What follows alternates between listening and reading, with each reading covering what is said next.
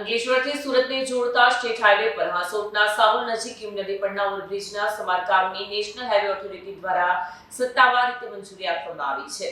બીજી તરફ બ્રિજ પરથી મિની બસની અવરજવર શરૂ કરાતા સેંકડો મુસાફરોની રાહત પણ સાંપડી છે। હાંસોટ તાલુકાના સાહોલ ગામ નજીક આવેલી કીમ નદી ઉપરનો મહત્વનો બ્રિજ હવે ટૂંક સમયમાં સમારકામ માટે તૈયાર થવાનો છે।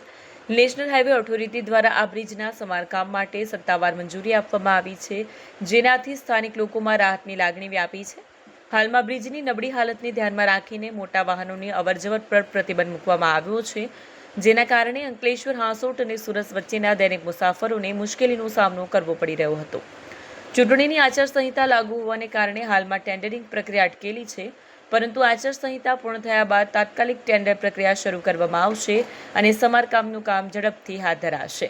આ વચ્ચે મુસાફરોની સુવિધા માટે રાજ્યના મંત્રી અને ધારાસભ્ય ઈશ્વરસિંહ પટેલની રજૂઆતને અનુસંધાને બ્રિજ પરથી મિની બસ સેવા શરૂ કરવાની મંજૂરી આપવામાં આવી છે।